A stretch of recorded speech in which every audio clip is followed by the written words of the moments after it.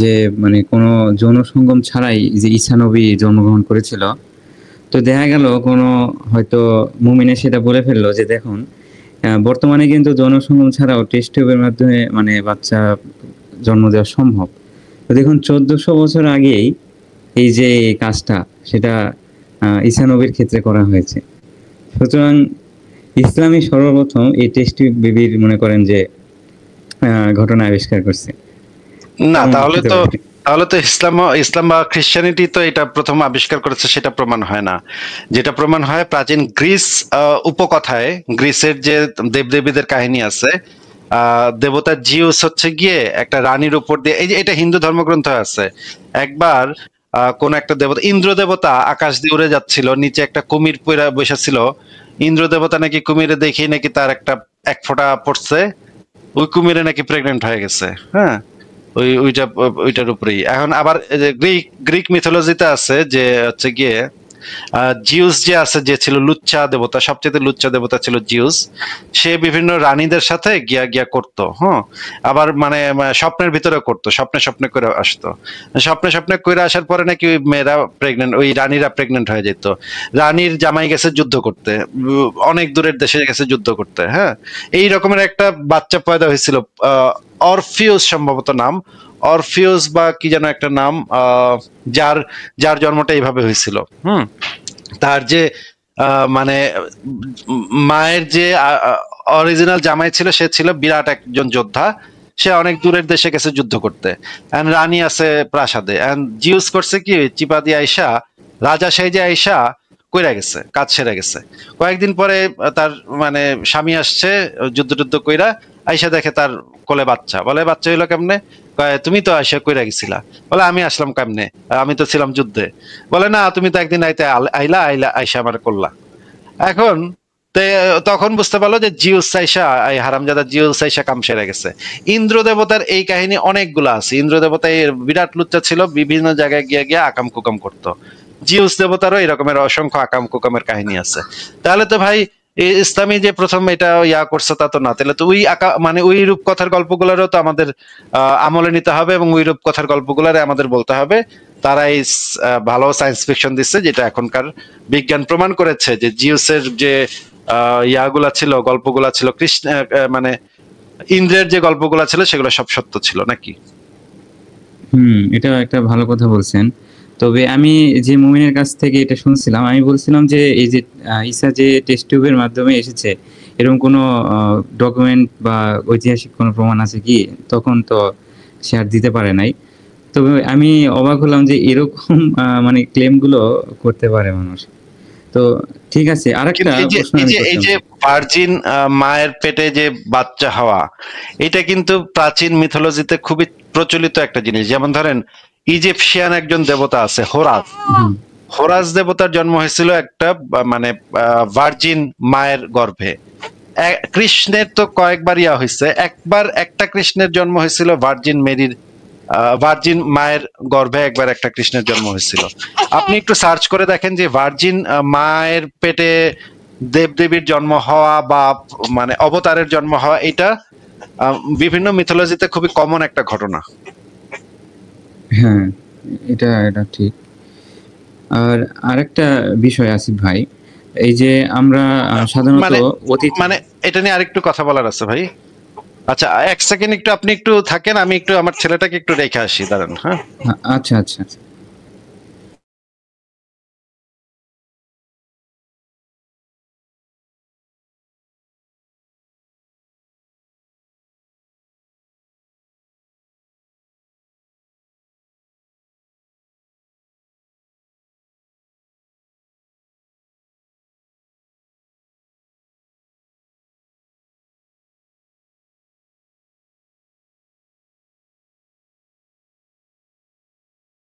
হ্যাঁ, যেটা বলতেছিলাম এমডি সিএম ভাই, যেটা বলতেছিলাম যে প্রাচীন কালে তো আপনি শুনতেছেন না? জি জি বলেন। প্রাচীনকালে তো আমরা মানে আমাদের সমাজের ভিতরে নানা ধরনের প্রবলেম গুলা দেখি, যে প্রাচীনকালের যে সমাজগুলো ছিল সেই সমাজগুলোতে এই যে এই ধরনের যে বাচ্চারা জন্ম হইতো তাদেরকে তো সামাজিকভাবে হেয় করা হইতো, সামাজিকভাবে নির্যাতন করা হইতো, অনেক সময় মেয়েরা পর্যন্ত ফেলা হইতো।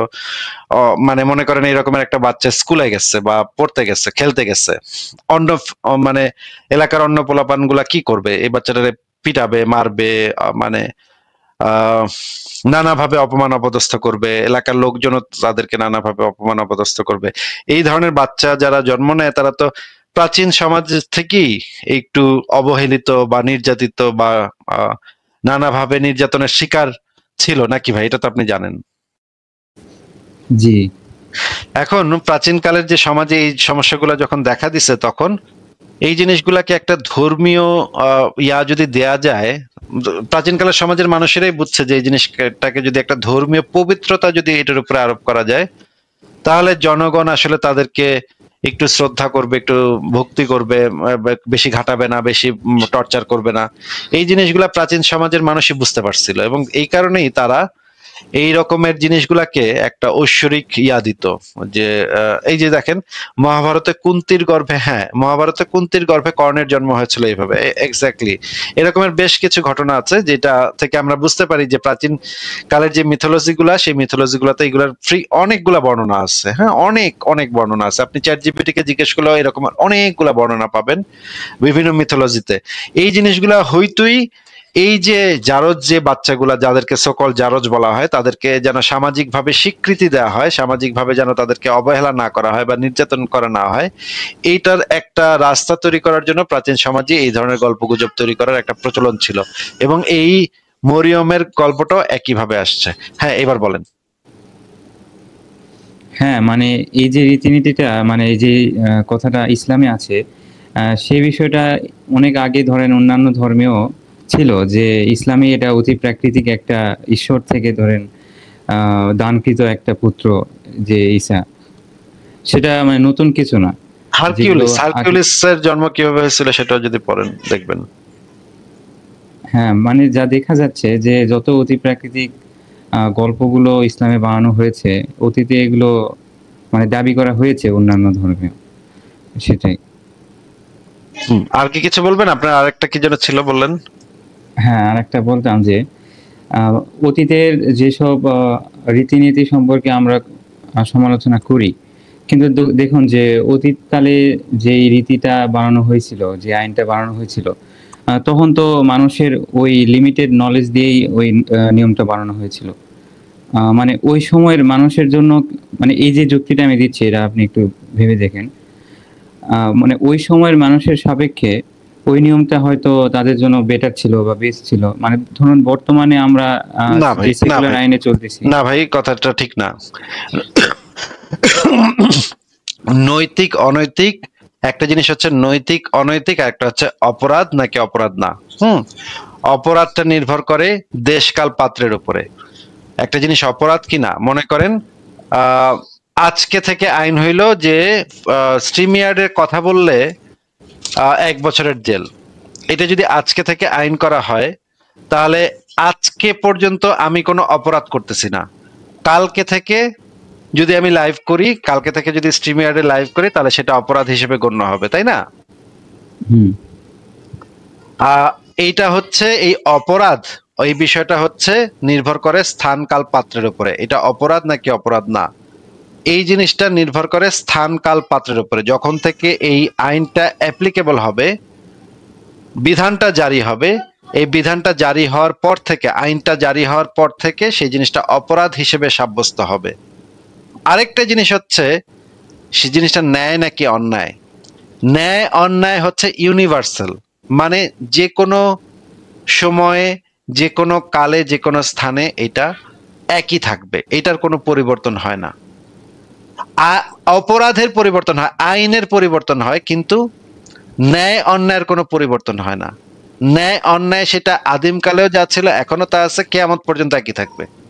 মনে করেন একটা মেয়েকে তার বিনা অনুমতিতে তাকে তার সাথে যৌন আচরণ করা, রেপ করা, এই জিনিসটা হচ্ছে একটা অন্যায় কাজ।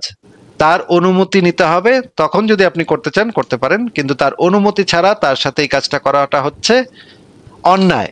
এইটা 5,000 বছর আগেও অন্যায় ছিল, আজকে অন্যায় থাকবে, 5,000 বছর পরে অন্যায় থাকবে। এইটার কোনো পরিবর্তন হবে না।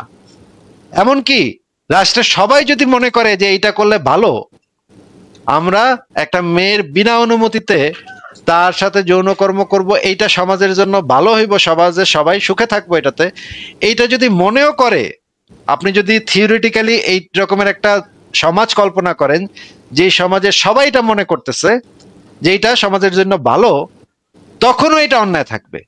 সমাজের মানুষ কি ভাবলো কি ভাবলো না তাতে এইটার কিচ্ছু যায় আসে না, এটা যে অন্যায় সেটা অন্যায় থাকবে। আপনি কি আমার কথা বুঝতে পারতেছেন?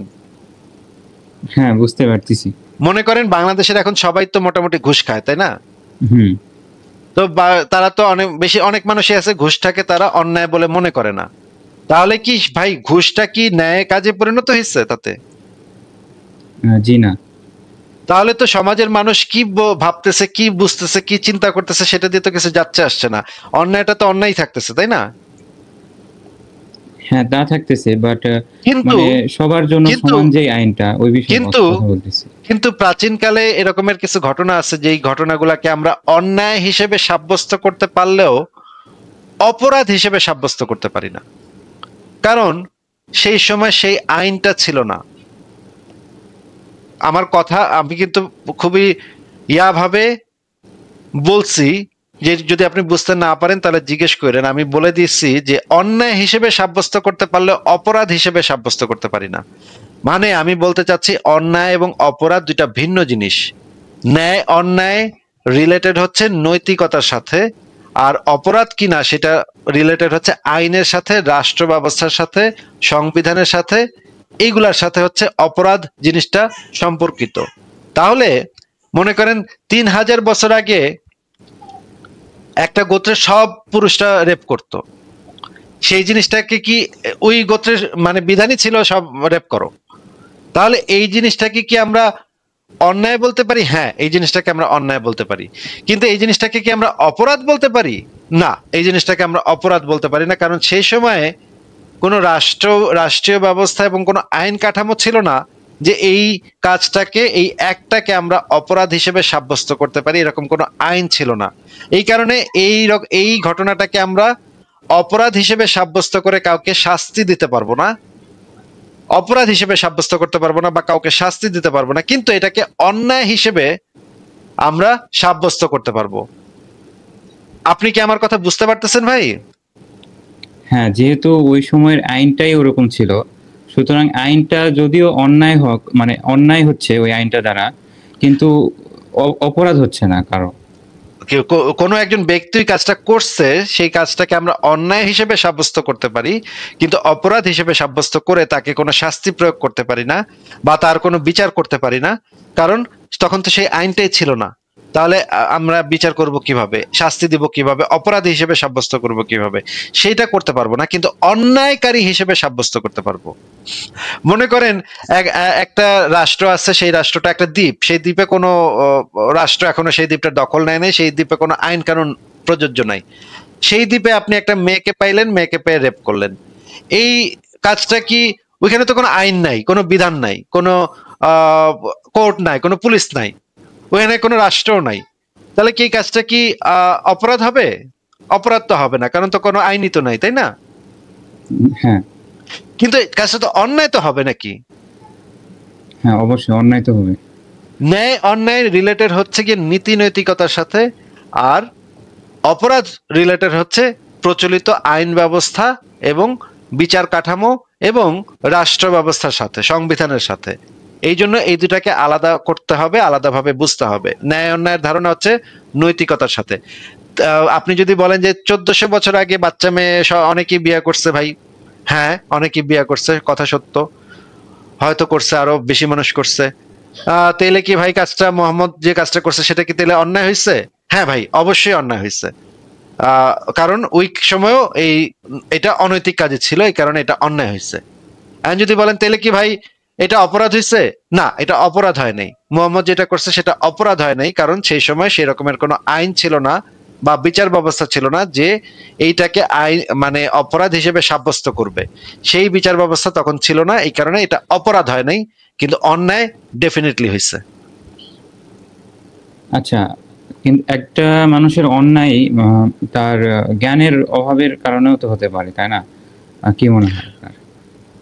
জ্ঞানের অভাবের কারণে হইলে বা মানসিক সমস্যার কারণে হইলে তখন তো মানে ইসের ভিতরেও তো এখতিয়ার আছে যে সে যদি এই জিনিসটা ক্লেম করে যে আমার ভাই মাথা খারাপ, আমি বুঝি না এগুলো, বুঝি নাই এইগুলো, যে আবার আইন আছে এগুলো তো আমি বুঝি নাই, তখন তো মানে আইনের ভিতরে তো তাদের জন্য স্পেশাল ইয়া আছে। মানে আর জ্ঞানের অভাবের কারণে যদি এটা কেউ বলে, এইটা সব ক্ষেত্রে ভাই প্রযোজ্য না, এটা বেশিরভাগ ক্ষেত্রে প্রযোজ্য না। যেমন ধরেন একটা বাচ্চা মেয়েকে বিয়ে করা, ভাই এটা 3000 বছর আগেও মানুষ জানতো, এমনকি প্রাচীন রোমান সাম্রাজ্যেও বাচ্চা মেয়েদেরকে বিয়ে করা নিষিদ্ধ ছিল। আপনি যদি চান আমি আপনাকে প্রাচীন রোমান আইন বের করে দেখাতে পারি, এটা প্রায় 2000-2500 বছর আগে প্রাচীন রোমে, 2000 বছর আগে প্রাচীন রোমে যেই বিধান মানে আইন কানুন ছিল, প্রায় 2200-2300 বছর আগে আইন বিচার ব্যবস্থার ভিতরে স্পষ্ট করে বলা আছে যে মানে মানে বয়সের পার্থক্য যদি 5 বছরের বেশি হয় তাহলে অপ্রাপ্তবয়স্ক মেয়েদের সেই ক্ষেত্রে বিয়ে দেওয়া যাবে না, কোনো প্রাপ্তবয়স্ক পুরুষের সাথে বিয়ে দেওয়া যাবে না, কারণ তাতে সেই মেয়েটার কষ্ট হবে, সেই মেয়েটার মানে মানে শারীরিক সমস্যা হবে। এই যে এই জ্ঞানটা প্রাচীন রোমান সাম্রাজ্যে ছিল। এখন যদি মোহাম্মদ যদি বলে যে আমি বুঝি নাই ভাই, আমি বাচ্চা মেয়ে লাগাইছি, আমি বুঝি নাই, আমি জানতাম না, আরে মোহাম্মদের ক্ষেত্রে তো এটা প্রযোজ্যই না, কারণ সে তো ভাই, সে নিজের দাবি হচ্ছে সে আল্লাহর রসুল, তাহলে এটা হয় কেমনে? ফারাজ ভাই চলে আসছে। ফারাজ ভাই আপনাকে অনেক ধন্যবাদ চলে আসার জন্য। ফারাজ ভাই আপনি কি শুনতে পাচ্ছেন? ক্লিয়ার আসিফ ভাই, একদম ক্লিয়ার। আচ্ছা, থ্যাংক ইউ আসার জন্য। আমি অনেকক্ষণ ধরে উসকুস করতেছি কখন আমি সরি ভাই, আমি সময় পাইনি আর কি, একদমই সময় পাইনি, সময় পাওয়ার সাথে চলে আসে আর কি। কোনো অসুবিধা নেই, ঠিক আছে। সিয়াম ভাই আপনি কি আমার কথা বুঝতে পারছেন? হ্যাঁ, এটা বুঝতে পারছি। ফারাজ ভাই কি এই বিষয়ে কিছু বলবেন, এই যে মানে অন্যায় আর অপরাধ এই দুটোর মধ্যে পার্থক্য, এবং আদিম মানে মধ্যযুগে যদি কেউ এই ধরনের কিছু করে, সেটা যদি সে যদি বলে যে আমি জানতাম না, তাহলে কি সে কাজটা তো অন্যায় থাকবে, সে জানুক না জানুক। আপনি একটা ব্রেক নিয়ে আসেন, আমি কন্টিনিউ করতেছি, সমস্যা। ওকে ঠিক আছে। হ্যাঁ সিয়াম ভাই, এইগুলা নিয়ে তো মোটামুটি আগে আলোচনা করছি আমরা, হ্যাঁ, যে ধরেন আপনি কিভাবে কোনো কিছুকে অন্যায় বলতেছেন, এটা অন্যায়টা কি যখন আপনি যাচাই করতে পারবেন যে এই জিনিসটা অন্যায়, আপনার কি যখন আপনি অবজেক্টিভ ওয়েতে যাচাই করতে পারতেছেন যে এই জিনিসটা অন্যায়, তখন আপনি অন্যায়টা যখন কোথাও দেখতেছেন, ইভেন দো যারা অন্যায়টা করতেছে তারা না জানে যে এই জিনিসটা অন্যায়, কাজটা কি ন্যায়, অন্যায় থেকে ন্যায় হয়ে যায় কিনা, কাজটা তো আর ন্যায় হয়ে যায় না, কাজটা তো স্টিল অন্যায়ই থাকে। যেমন আমাদের ছোটবেলায় একটা কমন ট্রেন্ড ছিল যে প্রায় প্রত্যেকটা বাসায় কাজের বুয়া ছিল, এবং কাজের বুয়ার সাথে মিসবিহেভ করা হইতো, কাজের মেয়ে ছিল, কাজের মেয়েদের সাথে মিসবিহেভ করা হইতো অনেকভাবেই। তো আমরা যদিও জানতাম না যে এই জিনিসটা অন্যায়, আমাদের হয়তো বা পিতা মাতারা জানতো না, বাট কাজটা কি স্টিল অন্যায়? হ্যাঁ, স্টিল তো অন্যায়। ওই কাজটা যদিও আমাদের পিতা মাতা না জানে, ঠিক মতো না জানে যে এই কাজটা অন্যায় হয়েছে, এই কাজটা তো আর অটোমেটিক ন্যায় হয়ে যাবে না।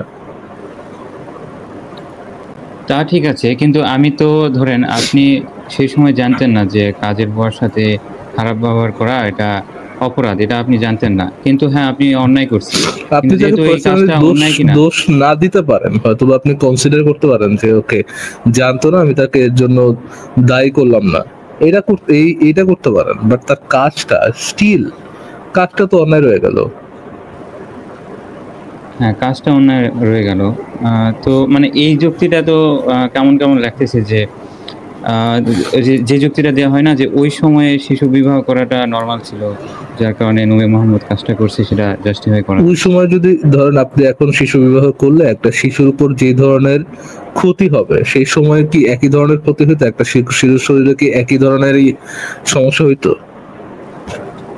সমস্যা তো অবশ্যই হবে, কিন্তু ওই যে বললাম তারা জানতো না এটা না অন্যায় হচ্ছে, শিশুটার ক্ষতি একই ধরনের হইতো, কাজটার ইমপ্যাক্টটা একই রকম, যে কাজটা করতেছেন সেই কাজটার যে খারাপ ইমপ্যাক্টটা, সেই খারাপ ইমপ্যাক্টটা একই রকম, কিন্তু ওই যারা করতেছে, যাদের সাথে করা হইতেছে, দুজনের একজনও ঠিক মতো জানে না যে এই কাজটা অন্যায়, রাইট?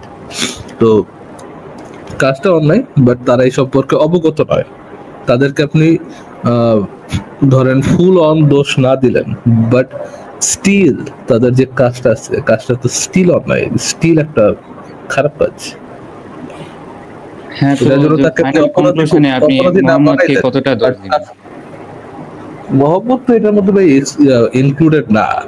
মোহাম্মদ তো নিজেকে সর্বকালের দাবি করে আসছে। যদি মোহাম্মদকে একজন নবী দাবিদার হিসাবে দেখেন, তাহলে তো সে পুরোপুরি গিল্টি।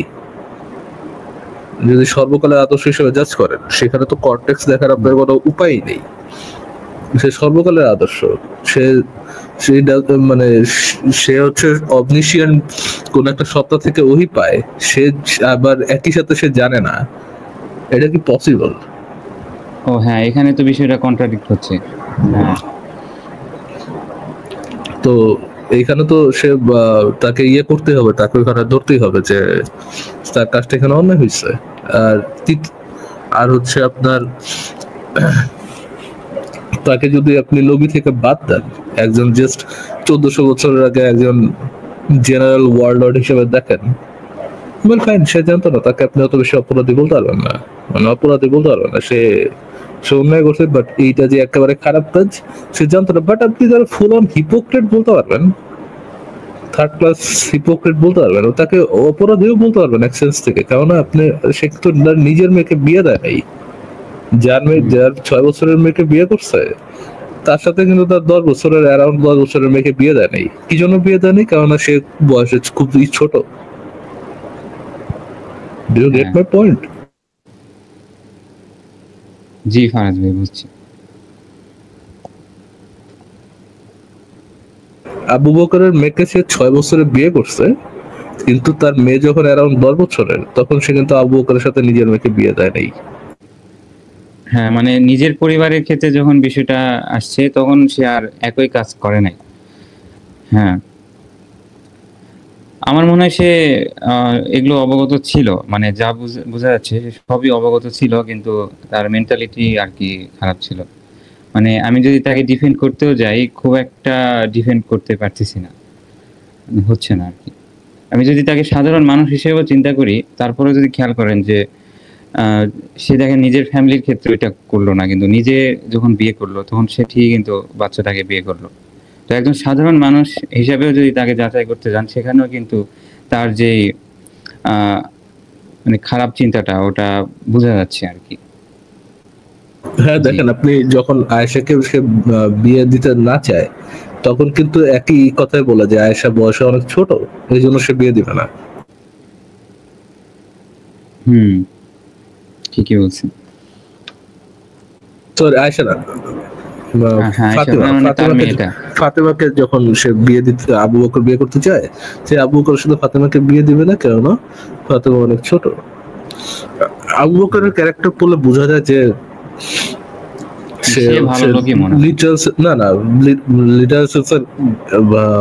গান্ডু থাকে না ফ্রেন্ড সার্কেলের মধ্যে, যে একেবারে গোবর গণেশ।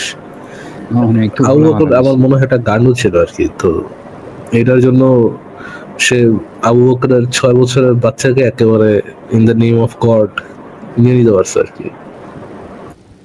না, ওই যে মানে অন্ধবিশ্বাস, এখানে অন্ধবিশ্বাস প্লাস নবী তো মনে করেন নবীকে সে মানা করবেই বা কিভাবে, মানা করলে তো তার কল্লা থাকবে, ভাবেন একবার, এটাও হতে পারে। না না, কলা টলা ধরবে কোথায়? তখন তো হচ্ছে সে মক্কা, সে তার নিজেই লোকজন এসে তার ঘাড়ে হাত দিয়ে যায়, সে কিভাবে কলা ফেলে পারে? হ্যাঁ, সেটাও ঠিক আছে ফারাজ ভাই, এইটুকুই। ঠিক আছে ভাই, থ্যাংক ইউ যুক্ত হওয়ার জন্য। দেখি তাহলে নেক্সট করব। জি ভাই, আমি আজকে একটু পড়ালেখা করতেছিলাম হচ্ছে মানে ইসলামিক, মানে প্রি ইসলামিক আর আফটার ইসলামিক, মানে পোস্ট ইসলামিক যে স্টাডি, মানে শিক্ষা ব্যবস্থা ইয়েতে আপনার আরবের ওই অঞ্চলে। হ্যাঁ, তো এখানে একটা বিশাল সময় দেখলাম আমি যে ট্রান্সলেশনের কাজকর্ম করে তারা বেশ পরে সেটা আরো আগাইছে। এখন আমি যেটা একটু বুঝতে চাইতেছি আসিফ ভাইয়ের কাছে, আমি ফারাজ ভাইকে জন্য জিজ্ঞেস করি না, সেটা হচ্ছে আসিফ ভাই, এই কোরআন হাদিসে কি সরাসরি শিক্ষা ব্যবস্থা নিয়ে কি কোনো কিছু আছে? যে মানুষ কিভাবে শিক্ষা অর্জন করবে বা কিছু করবে কিনা, এরকম কিছু আছে?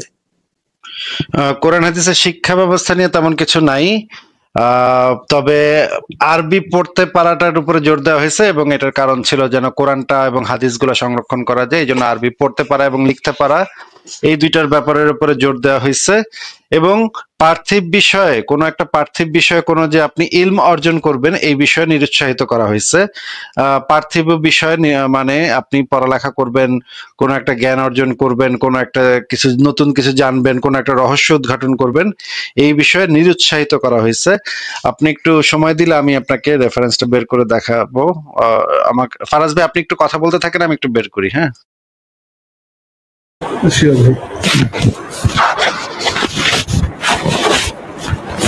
এই কোশ্চেনটা কেন ভাই আপনার ভাইয়া, মানে মেইন পয়েন্টটা কি আপনার? ভাই মেইন পয়েন্ট হচ্ছে এখন তো আমরা যে মাইগ্রেশনের যে ঢল দেখতেছি, এর মধ্যে ধরেন অনেকেই তো যে আপনাদের কথা অনুযায়ী টার্জান মিশে যাচ্ছে, আবার আমি অনেক দেখতেছি অনেক শিক্ষিত মানুষজন সারা ওয়ার্ল্ড থেকে পশ্চিমা বিশ্বগুলোতে যাইতে চাচ্ছে, যেগুলো উন্নত দেশ, ওখানে লাইফস্টাইল উন্নত। তো আমি যে ব্যাপারটা বুঝতে চাইতেছি যে আসলে তারা উন্নত because of their thoughts, not because of, মানে তাদের কাছে অনেক ন্যাচারাল রিসোর্সেস না থাকলেও আসলে তারা কষ্ট করে অনেক উন্নতি ঘটাইছে। এখন আমি যেটা বুঝতে চাইতেছি সেটা হচ্ছে ইসলাম যদি কোনোভাবে ইনোভেশনের সাথে কন্ট্রাডিকশন করে, সেই ক্ষেত্রে কি আসলে তাদের একটা উন্নত দেশে বসাই দিল? কিসের সাথে কন্ট্রাডিক্ট করে? ইনোভেশন মানে ধরেন আবিষ্কার, ইনোভেশন আছে।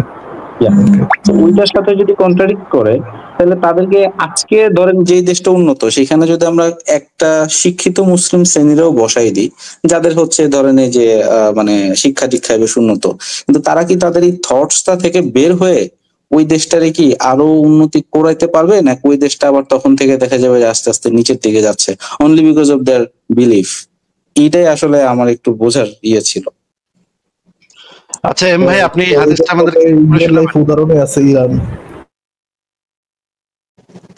জি আসিফ ভাই, এটা পড়ে শোনাবো। আচ্ছা, এটা হচ্ছে সুনান ইবনু মাজাহ, ভূমিকা পর্ব, পরিচ্ছেদ 44, জ্ঞান দ্বারা উপকৃত হওয়া এবং তদ অনুযায়ী আমল করা। 3-252 আবু হুরায়রা থেকে বর্ণিত, তিনি বলেন রাসূলুল্লাহ সাল্লাল্লাহু আলাইহি ওয়াসাল্লাম বলেছেন যে জ্ঞান দ্বারা আল্লাহর সন্তুষ্টি অন্বেষণ করা হয়। যদি কেউ সেই জ্ঞান পার্থিব স্বার্থ সিদ্ধির জন্য শিক্ষা করে, তবে সে কিয়ামতের দিন জান্নাতের সুবাসও পাবে না, মানে গন্ধ পাবে না। তাখরিজ কুতুবুত সিত্তাহ, আবু দাউদ 3664, আহমদ 8252। হয়েছে ভাই, এখানে যে জিনিসটা বলা হয়েছে যে পার্থিব জ্ঞান, যেটা হচ্ছে পার্থিব স্বার্থ সিদ্ধির জন্য যেই জ্ঞান, সেই জ্ঞান যদি আপনি অন্বেষণ করেন তাহলে এটা। আচ্ছা আরেকটা হাদিস দেখি। রাসূলুল্লাহ সাল্লাল্লাহু আলাইহি ওয়াসাল্লাম বলেছেন, যে ব্যক্তি এমন কোনো জ্ঞান অর্জন করলো যার দ্বারা আল্লাহর আযাল্লাহর সন্তুষ্টি লাভ করা যায়, তা সে কেবল পার্থিব স্বার্থ লাভের উদ্দেশ্যে অর্জন করলো, কিয়ামতের দিন সে ব্যক্তি জান্নাতের সুগন্ধ পর্যন্ত পাবে না। আবু দাউদের বিশুদ্ধ সনদে। এবং আরেকটা হাদিসে বলা আছে, যে বিদ্যা দ্বারা আল্লাহর সন্তুষ্টি লাভ করা যায় তা যদি একমাত্র সামান্য পার্থিব স্বার্থ লাভের উদ্দেশ্যে কেউ শিক্ষা করে, তাহলে সে কিয়ামতের দিনে জান্নাতের সুগন্ধটুকু পাবে না। মানে আপনি যদি এমন কোনো জ্ঞান অর্জন করেন যেটা দ্বারা কোনো পার্থিব স্বার্থ সিদ্ধি আছে, চাকরি বাকরি থেকে শুরু করে অন্য কোনো স্বার্থ সিদ্ধি আছে, এই রকমের যদি থাকে, তাহলে আপনি এটা দ্বারা কোনো জান্নাতের সুবাসও পাবেন না এই জ্ঞান অর্জন করে। হ্যাঁ বলেন। সেই ক্ষেত্রে ভাই এটাই কথা যে আমরা ধরেন এই যে এখন যে মাইগ্রেশনের ব্যাপারগুলো দেখতেছি, তো মুসলিমদের মধ্যে তো শিক্ষিত আছে, মানে আমার বিশ্বাস অবিশ্বাস নিয়ে কোনো সমস্যা নেই, কিন্তু এই শিক্ষিত শ্রেণীর মুসলিমরা যদি একটা দেশে থাকে, তারা কি কোনোভাবে এই যে ইনোভেশন বা হচ্ছে একটা দেশকে সুন্দরভাবে চালানোর, এটার কোনোভাবে কি তাদের বিলিফের জন্য মানে কন্ট্রাডিক্টরি হবে, মানে এগেইনস্ট কি কোনোভাবে কখনো যাবে শিক্ষিত মুসলিমদের? কিন্তু ভাই কাফেরদের দেশে মানে স্থায়ীভাবে বসবাস করা এবং মাইগ্রেট করা, এটা তো ইসলামে হারাম, এটা আপনি জানেন না? না ভাই সেটা জানি, আমার হাইপোথেসিসটা হচ্ছে ধরেন আজকে আমার ইউকে পাউন্ডের রেট ধরেন বাংলাদেশি টাকায় 150 টাকা, ইন্ডিয়ান টাকায় হয়তো বা আর একটু কম। এখন ওইখানে ধরেন কোন একটা কারণে সবাই মুসলিম দেশে যারা আছে তারা শিক্ষিত, যারা মানে শিক্ষা দীক্ষায় আগানো অনেক, ওই ধরনের মুসলিমরাই সরকার গঠন করছে, চালাচ্ছে এবং সবকিছু করতেছে। এখন আমার যে বোঝার বিষয়টা, কোনো একটা কারণে তাদের এই যে যে বিশ্বাসটা, এটার কারণে কি আসলে ওই দেশটা পিছায় পড়ার আজকে যে অবস্থানে আছে, সেটা কাফেরদের জন্য হোক বা যাদের জন্য হোক, আজকে যে অবস্থানে আছে, এটা কি তাদের বিশ্বাসের কারণে তারা ওইখান থেকে পিছায় পড়তে পারে আবার? আমি তো মনে করি অবশ্যই পিছিয়ে পড়বে। যদি তারা এরকমের ইসলামী তৈরি করে তাহলে তো অবশ্যই পিছিয়ে পড়বে। ইসলামী সংস্কৃতি, সভ্যতা, এগুলো তো অবশ্যই পিছিয়ে পড়ারই কথা।